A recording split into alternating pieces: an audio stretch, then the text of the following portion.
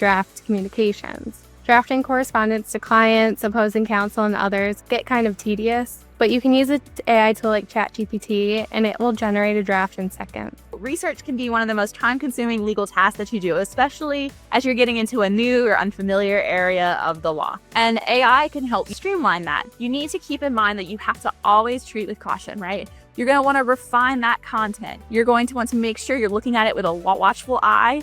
Treat it like a law clerk. You at the end of the day have that ethical obligation. Hello, everybody. Welcome back to another Justia webinar presented by Justia Connect. We're so glad to have you guys with us today as we talk about practicing law and using AI to streamline that practice, but without endangering your law license.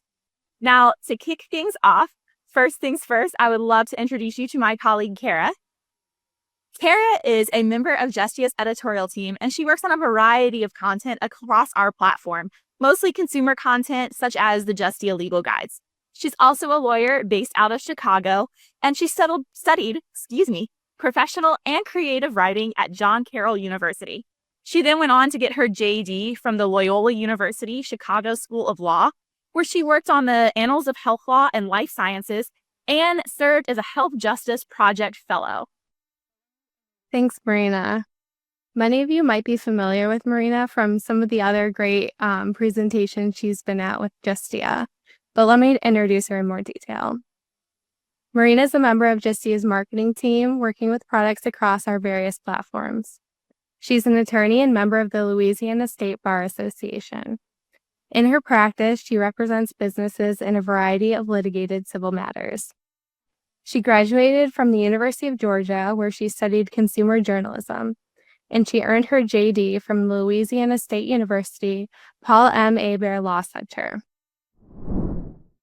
Today, Marina and I will be giving you some information about how you can improve your law practice with artificial intelligence without running into practical or ethical issues. But first, let me remind you how things can go very wrong if you don't understand AI or you forget your professional obligations. The name Stephen Schwartz might ring a bell. He's the lawyer now famous for submitting a brief in federal court in May that cited 6 fake cases. When the lawyers for the other side brought this to the judge's attention, the judge reviewed the cases himself and couldn't find them either. Schwartz eventually admitted that he had used ChatGPT to write his brief. At the sanctions hearing, he claimed he wasn't even thinking that ChatGPT could fabricate cases, and instead thought it was showing him cases that were unpublished or difficult to find. In response to the court's order asking for copies of the cases, Schwartz and his colleague produced supposed copies of 5 cases, saying they couldn't find entire opinions, but they provided what they found in quote-unquote online databases. They also didn't explain why they couldn't find the 6th opinion. In the opinion and order on sanctions, the court described the case excerpts as gibberish and bordering on nonsensical. It also noted that the excerpts contained internal citations and quotes that were completely non-existent. The docket numbers attached to the fake cases were actually associated with completely unrelated cases. Schwartz's defense was that he asked ChatGPT whether the cases it cited were real, and it said that they were, citing sources like Lexis and Westlaw. He said he was convinced of their authenticity because all the cases had case captions, names of judges from the correct locations, and detailed fact patterns and legal analysis. In the end, Schwartz, his colleague, and their firm were fined $5,000 and were required to notify the plaintiff in the case, as well as the judges cited as authors of the fake opinions about the sanctions, and they had to pass on related court documents. The order on sanctions noted it was not just that Schwartz filed a brief with fake cases, but that he doubled down when their authenticity was called into question. By the end of May, a federal judge in Texas began requiring lawyers to certify that either they won't use AI to draft filings, or if they do, that they will verify the results. Other judges followed, including a federal judge in Philadelphia, a federal judge in Chicago, and a judge on the U.S. Court of International Trade. Notably, these judges aren't prohibiting AI entirely, but they're emphasizing that the use of AI tools by lawyers should be carefully managed. So now that you know potential pitfall of using AI in your practice, let's go over how you can use it successfully. We'll start by talking about what AI is, then we'll go over a few different ways you can use it in your practice. Finally, we'll address some of the ethical issues that may arise. So I'll hand it over to Raina to give you a little bit of an overview of AI in general. Yeah, thank you, Kira. And let me see if I can get the slides going. So basically, the first question here for all of you guys is, what is AI? And to go through it simply, AI in a lot of ways is just a tool. Most of the AIs that you guys are going to be familiar with right now are tools used to imitate intelligent human behavior. Some of them are very conversational, like the large language model AIs like ChatGPT, and you can think of them like a robot that you could talk to. But these aren't program tools. So a lot of times when we think about the notion of AI and technology, we think about computers sitting behind an engineer and programming tools. That doesn't exactly apply to these artificial intelligence tools. Instead, they're trained tools. So while there are computer engineers and incredibly smart people, helping build these things, these programs are continuously learning, and they're learning from various data sets. They're looking for patterns. They're analyzing queries that users put in, and they're evolving to continue to improve the algorithms and give better answers, at least in theory. And so you can think of these tools as a sophisticated autocomplete. It's using pattern matching and probabilities to determine what word would come next in response to the query you've given it. And they're becoming ubiquitous. I mean, brands are using them to do things like generate blog posts. Bankrate made the news for doing that. There's a lot of discussion about people using them in schools and whether or not that's a tool for cheating like children, or whether or not it's similar to using a calculator. And so everybody's debating those things. There's work, different professional companies are determining whether or not AI is acceptable for its employees. Some have security concerns and are saying don't use it. Some are embracing it wholeheartedly. And then you see ads everywhere. So while you may not have seen a ChatGPT ad, I know that I frequently see ads for legal AI all over my social media feeds. You will see them in television, you'll see them on the news. And so AI is becoming something that you see everywhere. Now, these screenshots kind of show you what it looks like. You've got a comparison here between ChatGPT's 3.5 and 4 versions. And so basically it answered a question. This is an example I borrowed from Tim. He's a member of our Justia team, our CEO, if you haven't met him yet. And so he asked it, what's the difference between contributory negligence and comparative negligence? And in response to that query, the tool spit back out these answers. And you can see that there are some differences here. We'll talk about some of the different capabilities of AI a little bit more later.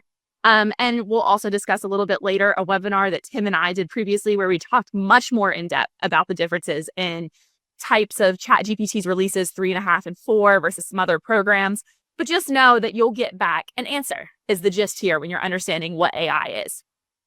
Bing has taken it upon itself to incorporate some of these AI tools into its search engines. So now you've got the new Bing, which incorporates AI. And there's been discussion about that in the news, and this is a rapidly changing field. So it could be that something about this changes by the time you see the broadcast of this recording that we're making today. But it's important to just note that it is growing. Google hopped on the train.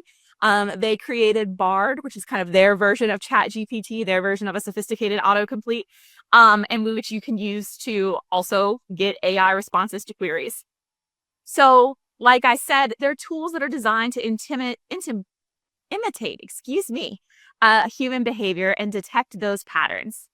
And then, of course, you've got advantages and disadvantages of AI. So, you've got the efficiency aspects that, perhaps your clients become more satisfied because they have smaller bills when you're using AI, and they will refer other people because they appreciated your rates. It didn't take you as long to do a task. You have the ability to get more done in a day. It's that scalability, that idea that tasks that take you a long time can be streamlined and made more efficient and made go quicker with the assistance of tools like AI. This in turn can reduce your stress, get back some of those hours in the day.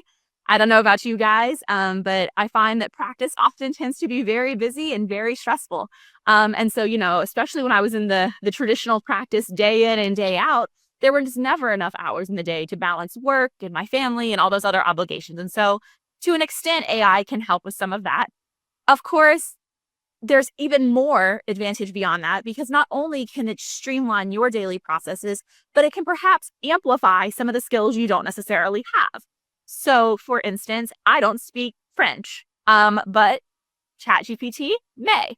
And so you can use it for things like translation. If you were looking to translate a document into another language, translate something from another language into English, those kinds of things. So you can expand upon your skills by using it to, enhance what you're able to offer. Of course, there's also disadvantage to using AI as well. So it is not all sunshine and roses, and you will see soon that caution is going to be the name of the game when it comes to AI. So the first thing to remember is that AI has a limited knowledge base. And so it is only as good as the data available to it for the most part. Whatever information is given to that AI is what it has. So taking ChatGPT, for instance, it does not have the entire internet at its fingertips. Now, it has a lot of great legal information in it. Justia has contributed a lot that forms the body of AI's knowledge for ChatGPT purposes, at least. However, it's still flawed in that it doesn't understand legal nuance. It's only as good as that data that's available to it. So when the law changes tomorrow, your AI tool probably does not know that yet. Likewise, the data used to train the AI can be flawed. So for instance, if that AI is pulling something in from a not reputable source, or if it has been given flawed data through those training mechanisms and queries, and the patterns it's predicting start to get off, then again, it can have some flaws there. And of course, there can be limitations beyond just the knowledge.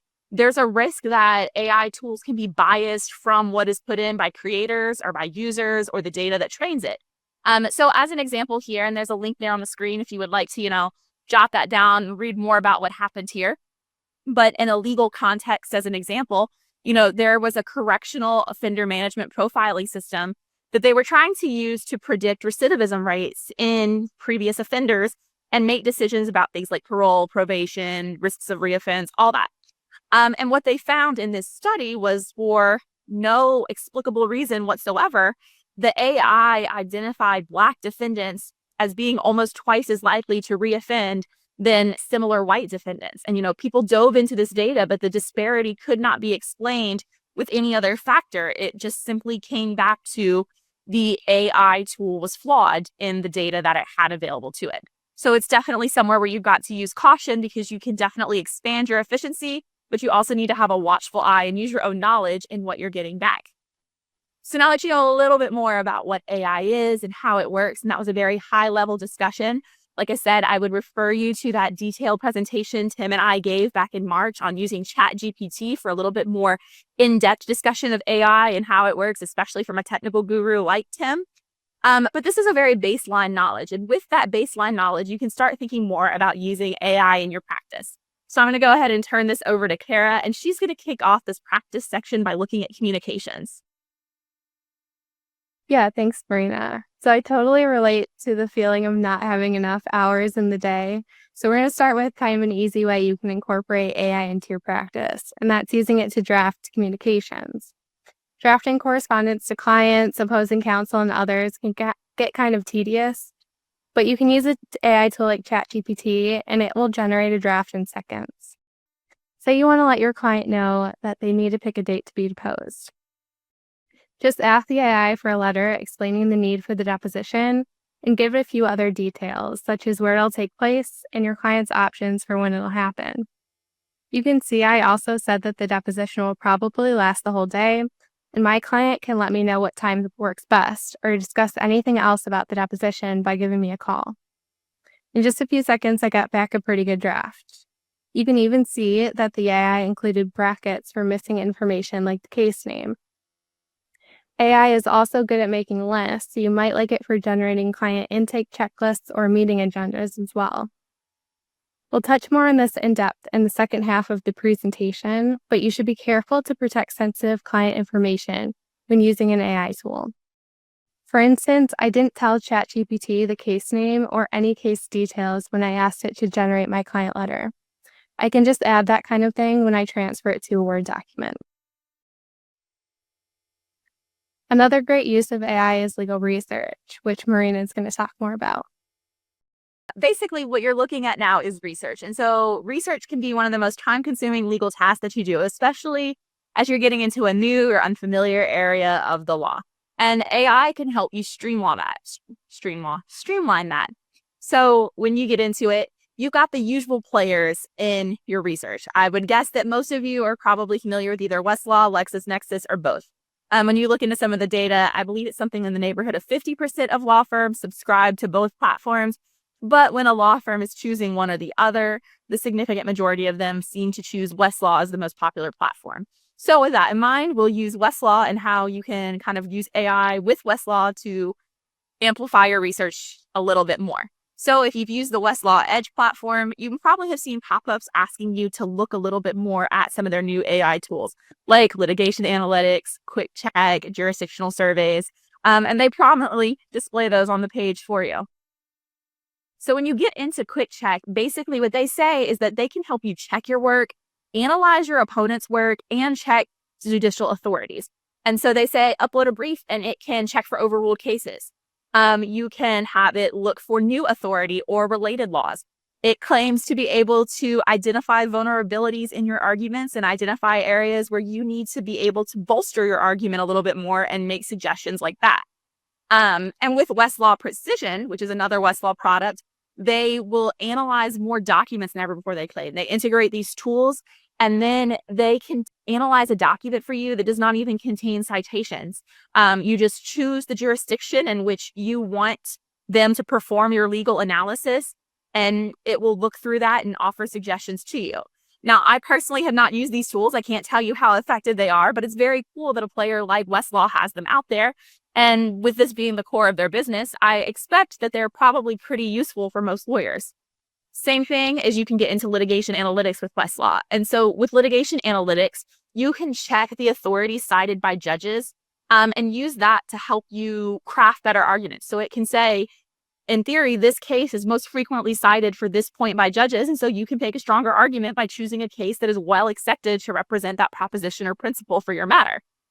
It can also give you better insights into judges, how they typically rule, potential damages in your jurisdiction, law firms that you're going up against, attorneys that you're opposing counsel. And so Westlaw is taking advantage of AI tools to go ahead and jump onto this bandwagon a little bit. And to kind of put a note in here about this, Westlaw is continuing to focus on AI. They bought Case Text recently. If you see that in the news, again, to, in theory, bolster their AI offerings even more with a company that's been focused on AI. So definitely keep an eye out on what they're doing over there at Westlaw, because I suspect that their research tools will continue to improve using AI to help streamline some of that for your practice. There are additional benefits too beyond just new ways of researching. So for instance, it's difficult to use queries sometimes when you're especially new to research, or when you can't think of when you need an and, when you need quotation marks, when you need the plus mark to get back the response that you need. But AI can help you search using natural language queries, which is a lot easier, a lot more like you talk to each other, the same way that you would look for something on Google. AI makes that more possible. There are more advanced tools out there for you that claim they can write your entire legal memo, or that they can predict case outcomes by reviewing public records, dockets, and jury verdicts. Again, identifying those patterns that it sees and using that to complete or autocomplete or predict what it thinks would happen in your matter. Now, the note here is that you need to exercise caution, that you shouldn't trust quotes generated by an AI tool, that you should treat your tool's research like you would a law student or a legal assistant. Because you cannot, you don't want to be in the same position Mr. Steven Schwartz was in. You don't want to be before the judge saying this is law when it is not. So you need to have a very watchful eye. As much as AI might streamline some of this for you, check, and be cautious. You can't assume that it knows the latest case or the most accurate case for your practice. Now, turning from research, there are, again, even more areas in your practice that might be served by the use of AI. So I'm going to let Kara take it away talking about how contracts play into this. Yeah, so AI can be a huge time saver when it comes to contracts. You can use AI to quickly identify relevant information with contracts, like termination dates, deadlines, things like that. You can also use it to summarize important contract provisions. This kind of summarization is useful in two ways. First, generating summaries can help you as a lawyer read and analyze contracts more quickly. This can be really useful when you have a lot of contracts to review, like you might if you're conducting a due diligence review in a corporate transaction. Second, it can give you a better idea of how you'd explain a contract or a particular provision to a client, since the summary will likely be simpler and easier to digest. In some cases, AI tools claim to be able to read a contract, analyze it, and evaluate whether a particular provision is favorable, acceptable, or in need of a modification. You may have heard of Spellbook, which is on the screen. It's a tool that claims that it can review and draft contract language for you. You should keep in mind that some sources don't think AI is great at pulling accurate data from contracts just yet, but the technology is improving every day. While AI might not work perfectly today, it's a good idea to get used to using it in a legal context and keep up to date on potential uses, improvements, and remaining limitations, whether you'd use AI for contract review or one of the other potential applications we've covered. I'm going to hand it back to Marina to talk some about pleadings. Yeah, thanks, Kara. Hold on. I don't have control of the slides for a moment there. Okay. Yeah, so looking into pleadings, again, too far. There are people out there that suggest AI can help you draft your pleadings. And so Kara just mentioned that Spellbook is out there. I see Spellbook ads every day. Maybe you do too. But one of their software's claims is that they can draft your pleadings for you. It proclaims itself to quite honestly be a ChatGPT for law firms. And so, that might be an interesting possibility to explore there and see how it actually works in the future. Of course, with that cautious and watchful eye. There are some that claim you can use ChatGPT to draft a pleading for you, or at least a sample pleading.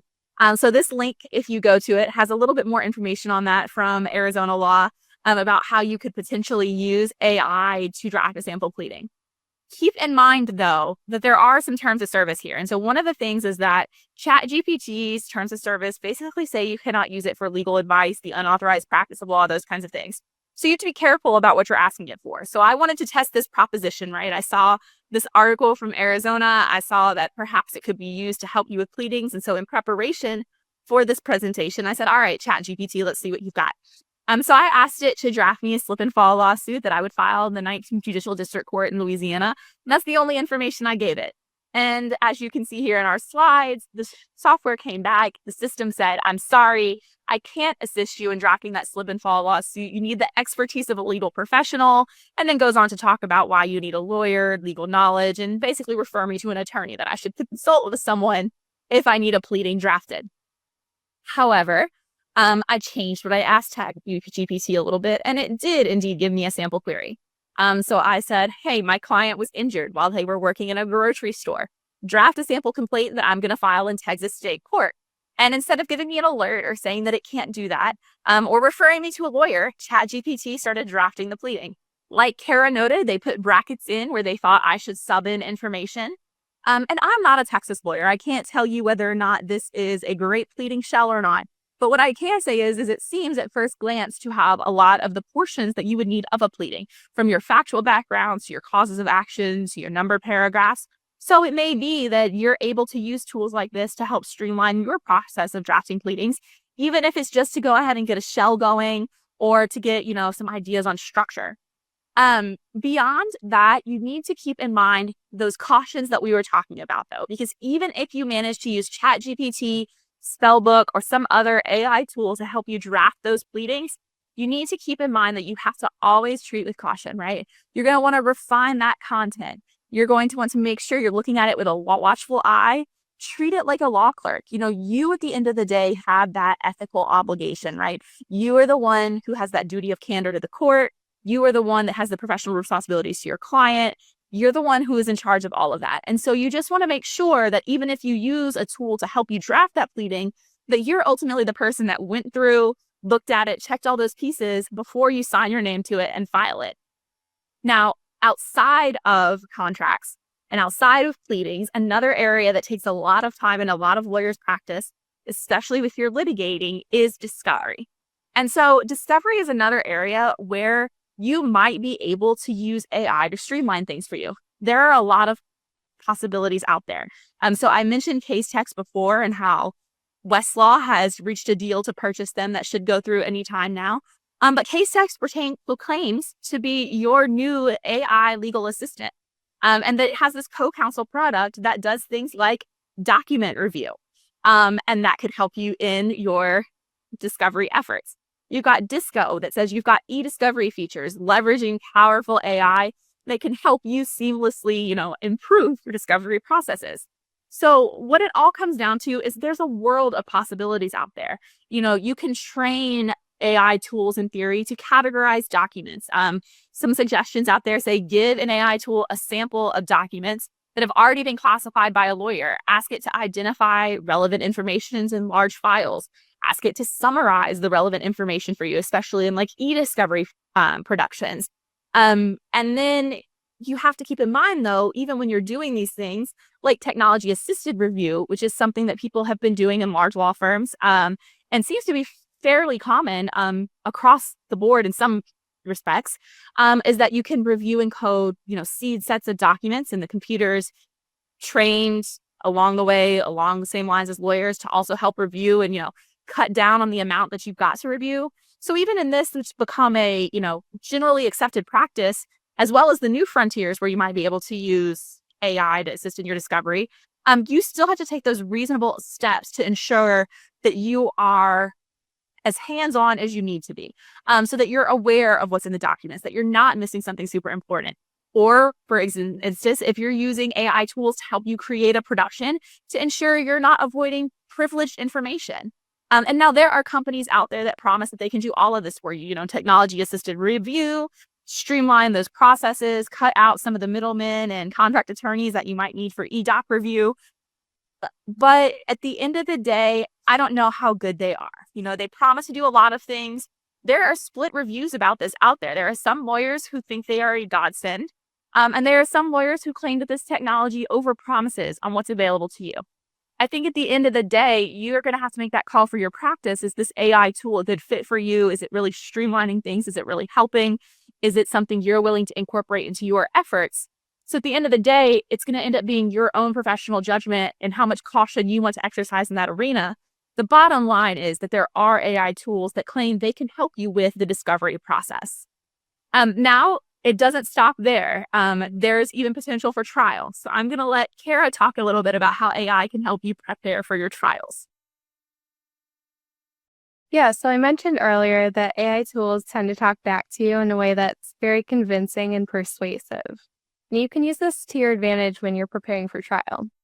One thing you can do is use AI to generate persuasive arguments or engaging narratives to explain an issue in the case.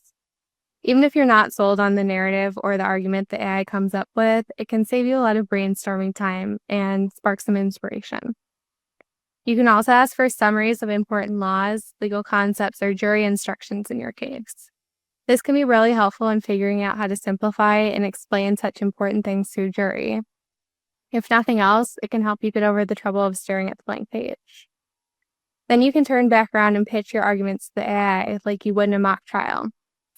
Whether you have specific arguments in mind or you want some new ideas about how to get a jury on your side, querying an AI tool can be a great addition to your trial prep.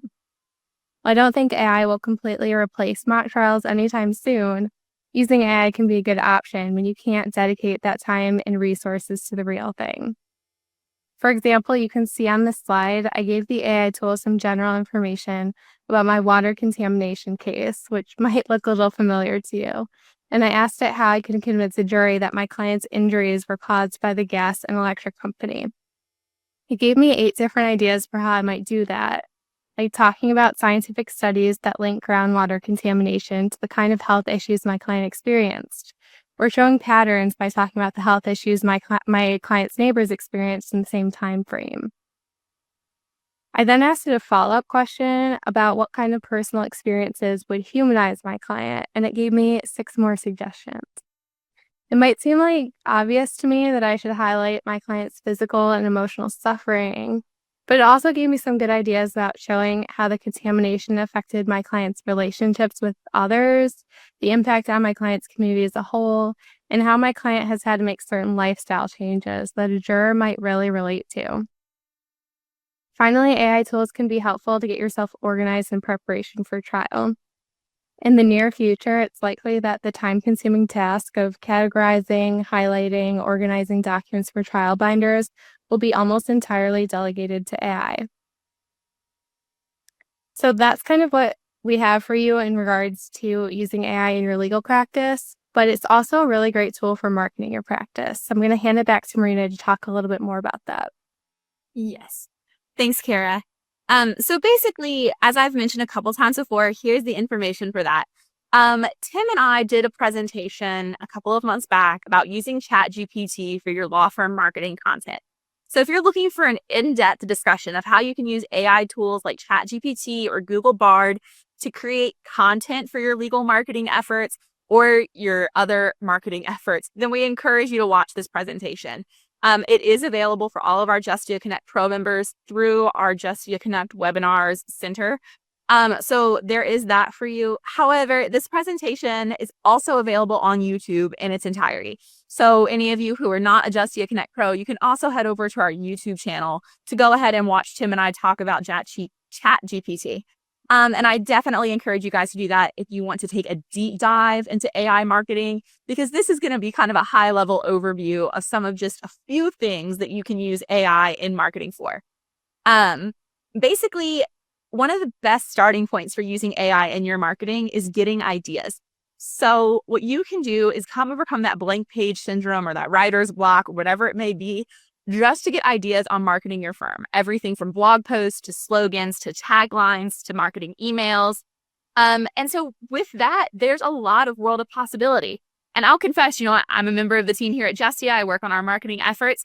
I've used ChatGPT sometimes to help out with that, give you an idea to get started, get the ball rolling. It is perfect for that, to help you get those creative juices flowing and create a little bit more, time for you to flush out the ideas instead of staring at a blank piece of paper, trying to brainstorm the ideas. So ChatGPT can definitely be a collaborator with you in that way. There's also a suggestion out there that you could use ChatGPT to create, some sort of chatbot for your website that would help you, create better relationships with your clients by doing some of those preliminary intake tasks, going ahead and getting information. Now, keep in mind that you do not want this chatbot giving out unauthorized legal advice, because that is something that would both be a professional obligation issue as well as an issue with ChatGPT's terms of service. You want to make sure that you're not creating any sort of perceived attorney-client relationships through a chatbot. But, it is out there, and it is something that you might be able to do to kind of give yourself a different touch on how you're creating relationships with new clients. And this is that policy I'm talking about from OpenAI that talks about not engaging in the unauthorized practice of law. So if you want to look at that excerpt for yourself, that's there for you.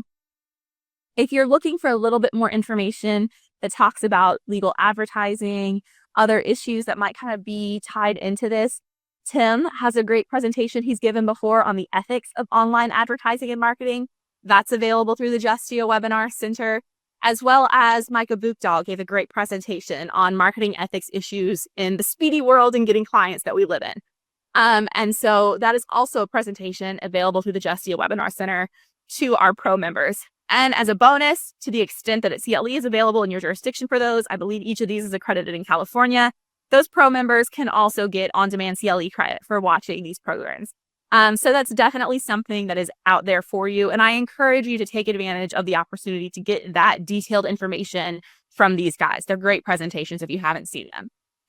Now, moving on from marketing your firm using AI and not just ChatGPT, but all kinds of different AI tools, we're going to look at some of the ethics that tie into this and, where your professional obligations come into play with these AI tools and using them as part of your practice. So, Kara, why don't you take that away? Yeah, thanks. So AI can be a really great tool, as Marina mentioned, but it can bring up some ethics concerns. You need to keep these in mind, but as long as you do, you can take full advantage of everything AI can offer you. We took a look at the rules of professional conduct, and they don't specifically address AI, at least not yet. But Marina and I have identified a few rules we think you should keep in mind. And note that this isn't an exhaustive list, but we hope it's helpful. So the first rule, as you can see, is Rule 1.1, which is your duty of competence. The especially important part of this rule is Comment 8, which was adopted by more than 30 states. Comment 8 says that your duty of competence includes a duty to be current on relevant technology.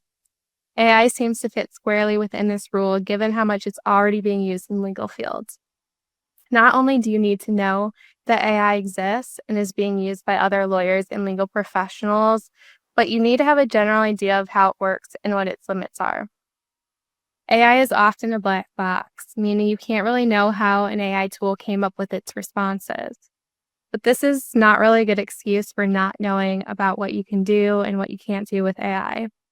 Like the fact that it can hallucinate and give incorrect or untrue responses can be kind of an issue, or the fact that its data set could be old. As Marina mentioned, AI can also be flawed and biased, even though these limitations might not be immediately apparent. There is such a thing as explainable AI, which strives to provide like more of an explanation for answers, but you should still be cautious. In order to comply with Rule 1.1, you should generally know how the AI tool you're using works. You should know what it can accomplish and what it can't accomplish. You also have a duty to supervise other lawyers and non-lawyers, which Marina will talk more about. So basically, there is a duty to supervise your non-lawyers, right? So you're looking at Rule 5.3 here, and that deals with non-lawyer assistance. It's in the ABA model rules. Many jurisdictions have their corollary to this, right? So at the end of the day, you got to look at your jurisdiction's version of this, but it's out there for the vast majority of us.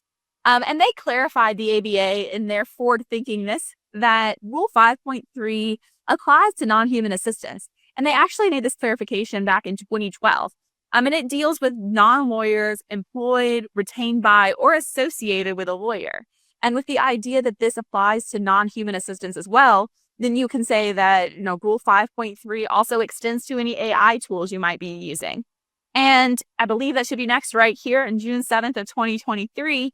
The ABA issued a formal opinion on this, so we're in the thick of it right now. And Formal Opinion 506 states that lawyers can train non-lawyer assistants to do things like prospective client intake tasks. But whether or not the non-lawyer can actually answer the questions presented depends on the specific question. And you, as the lawyer, are obligated to ensure that the non-lawyer does not engage in the unauthorized practice of law, that any information provided is accurate. But otherwise, it's okay to have non-lawyer assistance. So when you're using some of these AI tools, you definitely have to treat it much like you would a paralegal or a law clerk or any other sort of non-lawyer that is helping you with your day-to-day practice efforts. So what does that mean for you? That you could potentially use AI for things like getting initial information about a new matter, performing initial conflict checks, determining whether the assistant sought matches your practice area. Is this a good case for you? Or are you a criminal lawyer and this is an estate planning case? The AI can generally answer questions about fees or the representation process, and get signatures on fee agreements. The ABA says, provided that the potential client is given the opportunity to speak to you as the lawyer. Now, how your individual jurisdiction will handle these things remains to be seen, likely for many of you. But it's something to keep in mind that the ABA at least has given some of these examples out here. Now, there are things that a non-lawyer cannot do. They cannot tell clients what legal services they should obtain. They cannot actually negotiate your fees or your expenses. They cannot interpret the engagement agreement. And as you know, even, 20, 30 years ago, working with paralegals and law clerks, there are some things that you simply cannot delegate to a legal assistant. There are some things that you as a lawyer just must do. And to the extent that that is true of a task, you also generally cannot delegate it in its entirety to your AI tool. So you have to balance this obligation, right? The things that cannot be delegated to an AI tool or your paralegal with your duty to be efficient and make those judgment calls about what it is that you as the lawyer have to do, what it is you can seek assistance with doing, AI or elsewhere. And of course, then at the end of the day, the requisite level of caution and oversight that you need to implement to ensure that you're still maintaining the rest of your professional obligation. Excuse me, I am speeding through Kara's next slides. With that in mind, we're going to go ahead and move on to candor towards the tribunal and looking at how that ties into using AI in your practice. Yeah, so this ties in really well because it's also a reason that you need to be cautious about delegating tasks to AI. So as we know, Rule 3.3 says you can't knowingly make a false statement of law or fact. And in Stephen Schwartz's case, he not only submitted those non-existent cases, but he continued to claim that it never ever crossed his mind that ChatGPT could fabricate them, even when the other side told the court they couldn't find them. So basically, what you need to do to comply with Rule 3.3 is to double check the accuracy of anything an AI tool is generating for you and make sure that you're not violating that rule when you are in front of the court. Another rule is Rule 1.6, your duty of confidentiality. You need to make reasonable efforts to prevent inadvertent or unauthorized disclosure of or access to client information. We touched on this before when we were talking about generating client correspondence. You should really be careful about putting sensitive client information into an AI tool like ChatGPT. You should carefully review how the tool uses, stores, and protects information. It's not always apparent how an AI tool is using the data you're giving it access to. If you've used an AI tool before, you might have clicked that little X or the trash can icon to delete a conversation, and it looked like it was gone, but you really can't be sure. Every AI tool will work differently and be subject to different policies. And on top of that, the way the AI tool works and those policies can both change. So you need to make sure that you're staying up to date. One of the things an AI tool might use information you give it for is training. The risk is probably low, but just something to keep in mind.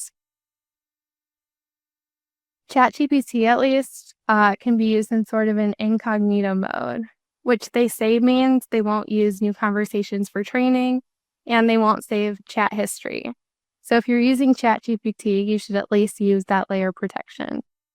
You can get to this by clicking the 3 dots next to your name in ChatGPT, going to Settings, selecting Data Controls, and turning off chat history and training. But note that it'll look like ChatGPT isn't saving any of your conversations, but it actually does. It stores them for 30 days before it deletes them. They also have a little disclaimer that they can't prevent unauthorized browser add-ons or malware on your computer from storing your history. So this isn't really a foolproof protection. You probably should not start sharing sensitive information with ChatGPT just because you've toggled this switch, but you should do it anyway so you can take advantage of the extra protections. And you should also make sure that you're continuing to check if ChatGPT has recently updated or changed its policies and practices before you use it. An additional concern here would be the possibility that sharing client information with an AI tool could waive attorney-client privilege. There's no clear guidance on this issue yet, but just something to keep in mind. Another more immediate concern is the possibility of a data breach. ChatGPT at least announced a bug in March that allowed some users to see others' search history and payment information. So you need to take some precautions and do what you can to protect sensitive client information. AI tools created specifically for lawyers might have better practices in place, or at least they'll give you clear information about how the data is being used, stored, and protected. But you should still investigate and decide for yourself whether a specific AI tool is capable of allowing you to fulfill your duties as a lawyer. Now, Marina is going to talk more about a few last ethical concerns. Thanks, Kara. So something to keep in mind here too is that you have the ultimate responsibility for your work product. And so this is something we talked a little bit earlier about non-lawyer assistance, but just to kind of remind you again, that as a lawyer, you are responsible for your work product at the end of the day. And it can't be shoved off and say that you didn't know ChatGPT could lie or that it would be wrong, that you didn't know your AI tool wasn't working, that you didn't know your law clerk did that you didn't know your paralegal did that. At the end of the day, bars have been very clear for quite some time that the lawyer is ultimately the one that is responsible for these things. So if you as a lawyer would be liable for it, you can't say, well, because your paralegal did it, that it wasn't your problem. And so you need to keep that in mind when you're using these AI tools. Something that ties into that is this idea of plagiarism, right? That we all agree, regardless of our attorney ethics, you've heard this since you were a child, likely in school, plagiarism is bad. You don't want to plagiarize something. You don't want to take somebody else's work product. You can't pass somebody else's work product off as your own. But there is a concern that perhaps AI tools are capable of that. And so it's something to keep in mind. First of all, authorship and copyright issues. Who has that ultimate ownership? ChatGPT would say that you have the right to take the content that's generated from it and use it. And that's awesome. But did it generate that same content for someone else? And could you copyright it? I mean, this has come up before in the context of artwork. And I am no copyright expert, but my understanding is that, the U.S. law, as far as copyrights, has consistently been shown to at least apply over and over only when there's a human authorship component. And so if a human is not involved in generating something like your content for your website, then do you really have the ability to claim it? We don't know. We don't know yet. And there's a lot of discussion about this still. There's people arguing both ways. And I am sure we will eventually get an answer, especially as AI tools become more and more, a part of our day-to-day life. But it's just something to be aware of right now. And then, of course, that dovetails into the plagiarism concern.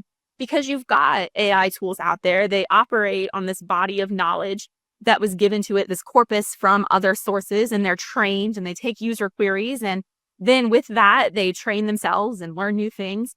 And so is it plagiarizing? Did you take someone else's work unknowingly through an AI tool and engage in plagiarism? And so that is an issue that came up.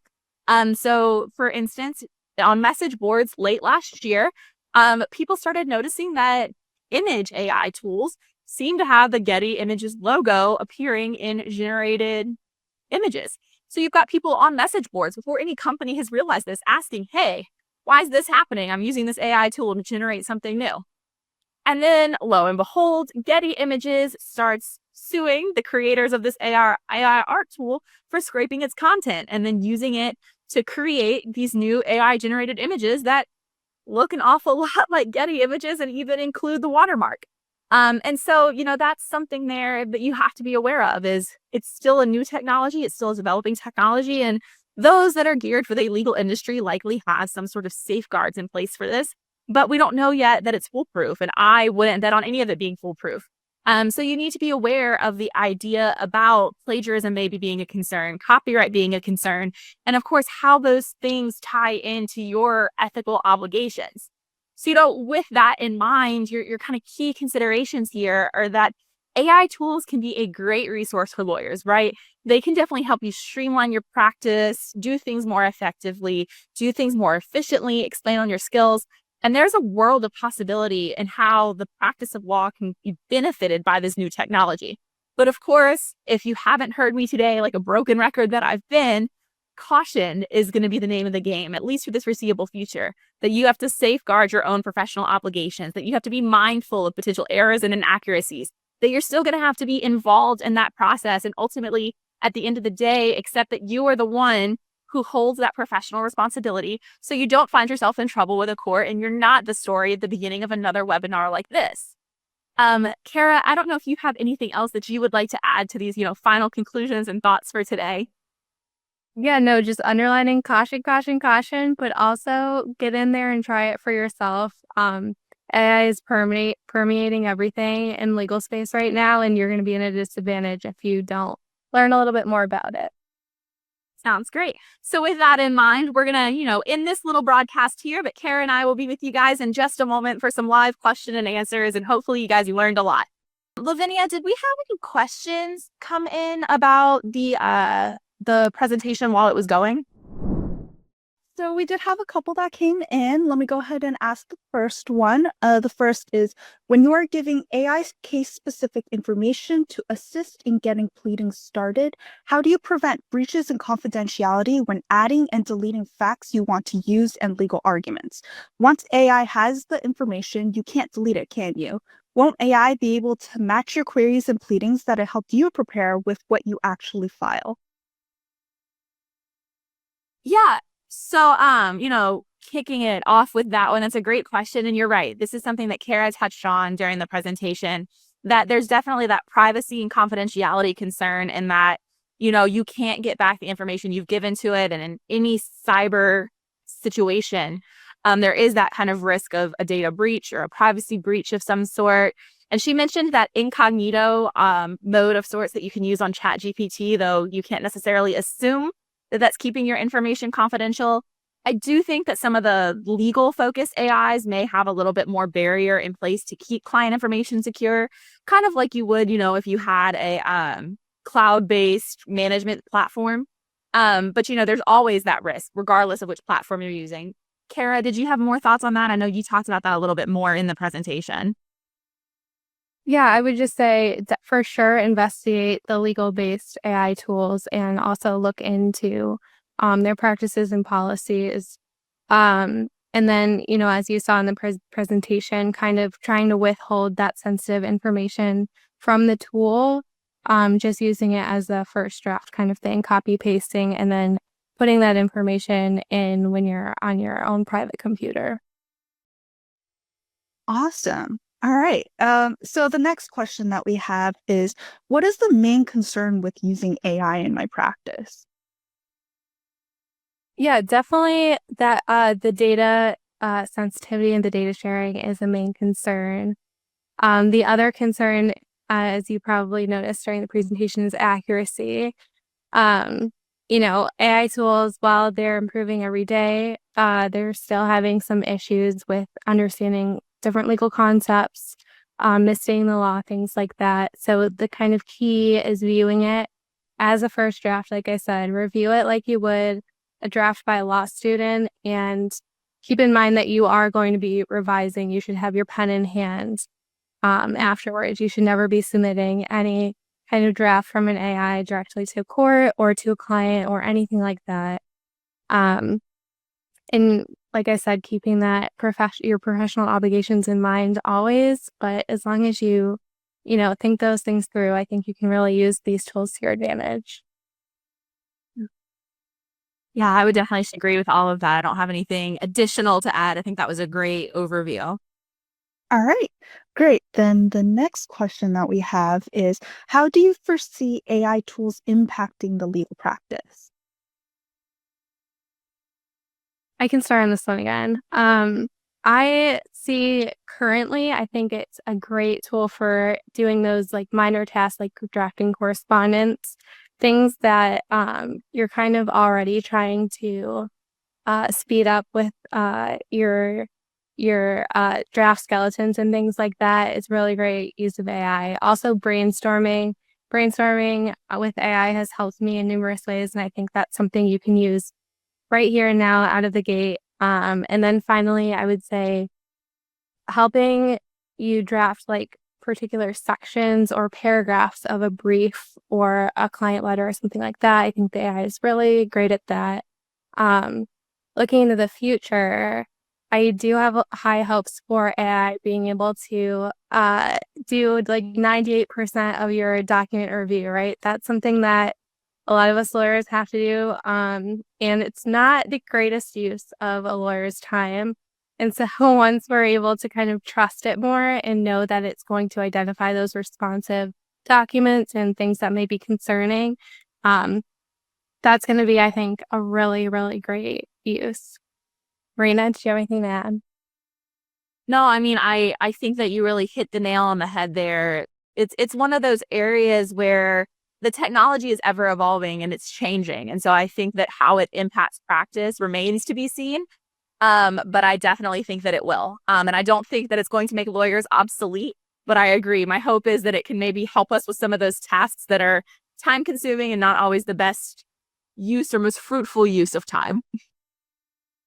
All right. And, I know we're a little bit over time, so we only got one last question that we do have time for today, unfortunately. But this last question is, do you think there would be more strict penalties put in place in the future for lawyers who use AI writing in the legal process? I don't, I'll kick this off and just say, because I've thought a little bit about this while we were preparing for the presentation, and I don't know that more strict is the term. I think that the legal profession tends to be, notoriously slow to adapt to change. We all know that. And so I think that perhaps the acceptance of AI may be slow. And I think that may be reflected sometimes in, sanctions and penalties and things that may come out when people are skeptical of AI. That being said, I think it remains to be seen. And I don't think that stricter penalties are coming. What I think probably is coming on the horizon is more guidance on the acceptable and appropriate ways to use AI and more outlined, consequences for failing to use AI in acceptable and appropriate ways. Right now we don't have disciplinary proceedings everywhere to look to. We don't have a ton of guidance and, regulations to look toward, or the law or cases that have come out. This is still very much a new area. And so I just think that what will happen is over time, there will be more clarity about how you can use AI, and as well as clarity about consequences for failing to use it appropriately. Kara, do you have any other thoughts on that or a different take? Yeah, I would just add what we're already kind of seeing. I think it's going to become a requirement for lawyers to tell the court, tell their clients, tell other lawyers when they are using AI, and to be very explicit about that. Well, I know Lavinia said that this was the last question we had time for today. So I want to thank her for being here today and kind of helping moderate this. And thanks, Kara, for presenting with me. This has been a lot of fun. Thanks to all of you for being here. Like we said, early on, we very much hope that you enjoyed this whole presentation. We want to thank you all for being here today. Have a great rest of your day. Thanks for watching. We hope you enjoyed this video, and if you did enjoy it, please click the like button and subscribe to our channel for more videos on law practice and legal marketing. See you in our next video.